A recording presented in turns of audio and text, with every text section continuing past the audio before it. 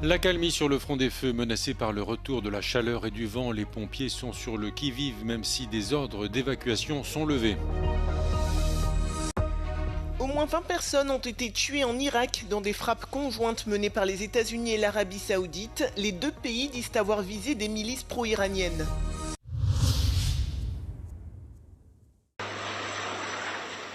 Les pompiers sur le qui-vive dans le sud-ouest de la France, où la Gironde et les Landes sont placés en vigilance orange canicule.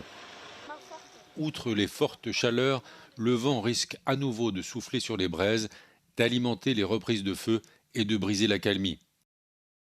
Pour l'heure, le feu est toujours stabilisé et la préfète de Gironde, Sophie Brocasse, autorise les habitants de 3 villes proches de Bordeaux à rentrer chez eux. Situation identique de l'autre côté de la frontière, en Espagne, où des dizaines de milliers de personnes sont autorisées à rentrer chez elles dans la région de Madrid. Sur place, les dégâts sont immenses, mais les habitants se réjouissent que les incendies n'aient fait ici aucune victime. Desalojaron afortunadamente con tiempo y eso ha facilitado el hecho de que no haya ninguna víctima en todo el incendio que ha habido. Comme en France, les pompiers espagnols s'inquiètent de la détérioration des conditions météorologiques. Des températures au-delà de 35 degrés et des rafales de vent qui compliquent leurs efforts pour tenter de fixer le feu. La situation est toujours critique en Gironde. Alors que l'incendie est toujours stabilisé selon la préfecture, les conditions météorologiques défavorables sont à l'origine de nombreux départs de feu ce mercredi. À Bordeaux, le parc des expositions a été transformé en centre d'hébergement d'urgence où près de 7000 personnes ont été accueillies depuis le début des feux de forêt. C'est bien ce qu'ils ont fait, là. On n'arrive pas. Voilà. On est assez nombreux, là, on peut dormir. Voilà, mais il y en a qui disent bon, mais ouais, mais c'est pas le lit, mais d'accord, c'est pas la maison, c'est sûr. Mais pour le moment, voilà, c'est bien d'avoir quelque chose, quoi. Dans cet immense hangar, la solidarité s'organise. Les bénévoles préparent des repas et organisent des activités pour aider les sinistrés à faire passer le temps. Ces derniers jours, les dons de denrées alimentaires, de vêtements et de produits de première nécessité ont été si nombreux que la ville de Bordeaux a ce mercredi suspendu son appel. Désormais, on tente de préparer l'après, alors que les touristes sont repartis et que quelques personnes ont pu trouver refuge chez des amis ou de la famille. De nombreux habitants sont contraints de rester ici. Pour eux, la mairie tente de trouver des hébergements provisoires chez des particuliers ou dans des résidences universitaires. Et malgré le traumatisme, les familles tentent de conserver un semblant de vie normale. Nous avons reçu, nous, le message à 1h01 du matin, donc l'alerte nous disant d'évacuer en urgence nos maisons et appartements. En sortant, donc c'est vrai qu'il y avait vraiment une fumée qui était très très intense. Vraiment, bon, ça nous prenait vraiment à la gorge. On est dans l'angoisse, dans la tristesse, dans tout. C'est quand même assez délicat. Donc on pense quand même à nos biens, à se dire mais comment on va retrouver notre environnement en fait. Est-ce que notre maison va être encore ici en fait? Mardi soir, quelques 60 000 personnes ont pu regagner leur logement dans 3 communes de la métropole bordelaise. Un soulagement pour ces habitants qui doivent, malgré tout, se tenir prêts à évacuer de nouveau, a prévenu la préfète. Une semaine après le début du brasier que certains qualifient de l'incendie du siècle, 42 000 hectares ont brûlé dans le département, contraignant plus de 220 000 personnes à évacuer leur domicile. Après une accalmie de quelques jours, une nouvelle étape a été franchie dans le conflit au Moyen-Orient. Et l'ampleur des dégâts témoigne de l'intensité des bombardements en Irak, notamment dans cette province près de Bagdad. Des frappes menées conjointement par les États-Unis et l'Arabie Saoudite ont fait au moins 20 morts et une trentaine de blessés. La cible de ces attaques, selon Washington et Riyad, des milices pro-iraniennes basées en Irak et qui auraient frappé des cibles américaines et des installations saoudiennes. Des bombardements condamnés par Bagdad, mais aussi par Téhéran, qui dénonce une volonté des États-Unis d'étendre le conflit dans la région. De leur côté, les rebelles houthis qui ont déclaré avoir frappé des cibles saoudiennes ont annoncé vouloir imposer des droits de passage aux navires transitant par la mer Rouge. Les gardiens de la Révolution affirment quant à eux avoir frappé 3 pétroliers qui tentaient de franchir le détroit d'Ormuz. C'est dans ce contexte de regain de tension que Donald Trump a rencontré Benyamin Netanyahou à Washington mardi lors d'une réunion à huis clos. Les deux hommes ne s'étaient pas revus officiellement depuis le début de la guerre qu'ils ont lancée contre l'Iran en février. Une rencontre à huis clos, mais à en croire leur sourire et leurs déclarations, tout se serait bien passé mardi lors de l'entretien entre Donald Trump et Volodymyr Zelensky à la Maison-Blanche.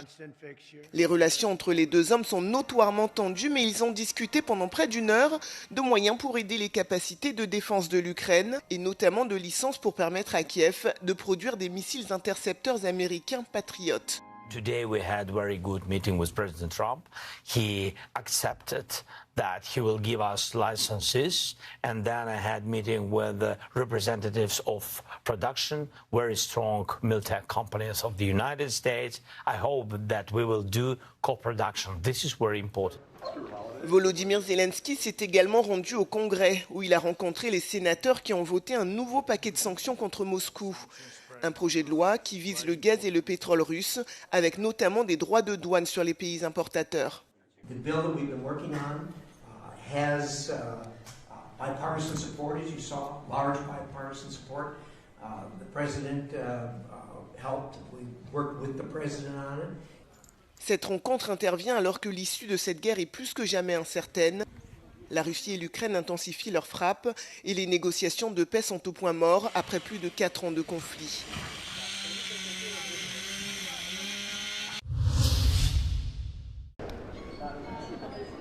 La Russie a lancé un mandat d'arrêt international à l'encontre de Pavel Durov, le cofondateur de la messagerie Telegram. Les services russes de sécurité accuse Pavel Durov de complicité de terrorisme. Selon le FSB, Telegram n'a pas supprimé de sa messagerie un compte que les services spéciaux ukrainiens auraient utilisé pour entraîner des jeunes Russes dans des activités de sabotage.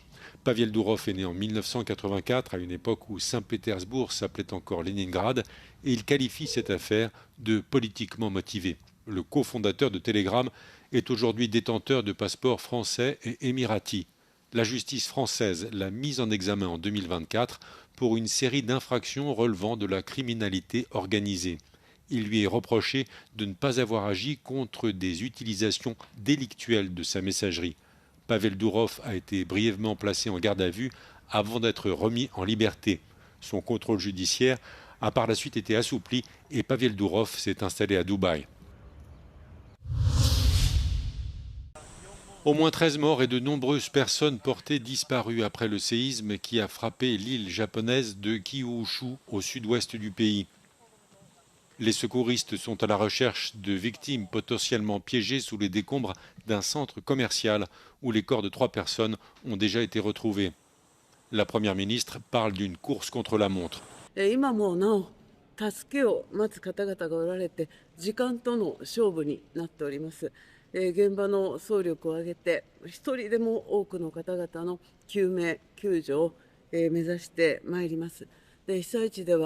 La secousse de magnitude 7,1 est le séisme le plus puissant à avoir frappé le Japon ces 10 dernières années. Les dégâts sont considérables. Le tremblement de terre a rasé des habitations, provoqué des incendies et détruit des ponts.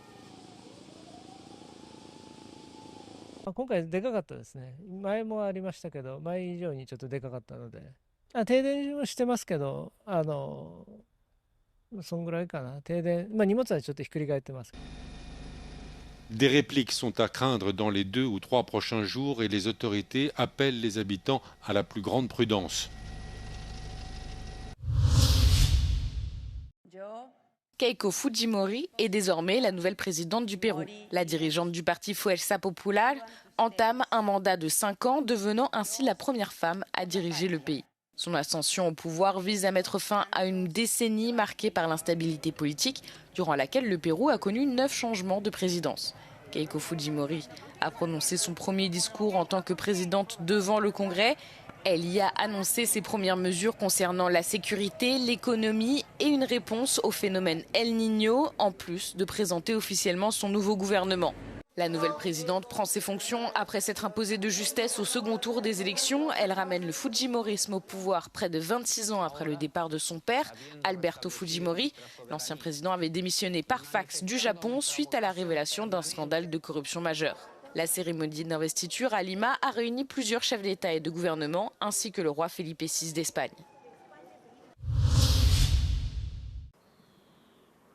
C'est un projet dont l'annonce a suscité une vive incompréhension. Après une Coupe du Monde record en termes de recettes, le journal britannique The Times a révélé lundi que la FIFA envisageait de vendre une partie du mondial à des investisseurs privés. Des révélations confirmées par la fédération mardi dans un communiqué, ce qui a provoqué la colère de l'UEFA qui a également réagi dans un communiqué virulent. L'organe, qui regroupe les fédérations européennes du ballon rond, accuse la FIFA de vendre le football et estime qu'une ligne a été franchie. Même indignation du côté de la CONCACAF, qui gère les fédérations d'Amérique du Nord, centrale et des Caraïbes, qui s'est dit profondément préoccupée par l'absence de procédures réglementaires ayant conduit à l'élaboration de ce projet. Malgré les critiques, le patron de la FIFA peut s'appuyer sur le soutien de son ami Donald Trump, dont l'entourage pourrait bénéficier de ce projet. L'idée serait de regrouper tous les droits commerciaux, la billetterie, le sponsoring, la diffusion, l'octroi de licences, ainsi que l'organisation du tournoi à travers la création d'une société dont les parts seraient vendues à un groupe d'investisseurs. Pour réaliser ce projet, la FIFA s'est rapprochée de la banque d'affaires JP Morgan et d'un fonds d'investissement créé par le frère de Jared Kushner, lui-même gendre de Donald Trump. Selon The Times, Gianni Infantino pourrait à terme devenir le directeur de cette nouvelle société. En France, le président de la FFF a déclaré que ce projet suscitait beaucoup d'interrogations, mais Philippe Diallo n'est pas prêt pour autant de remettre en cause son soutien à Gianni Infantino. Reste à savoir si l'annonce de ce projet pourrait peser dans la balance lors de l'élection du nouveau patron de la FIFA en 2027. À la tête de la fédération depuis 2016, Gianni Infantino est candidat à sa réélection et malgré les critiques, il dispose pour l'heure d'un large soutien pour effectuer un nouveau mandat de 4 ans.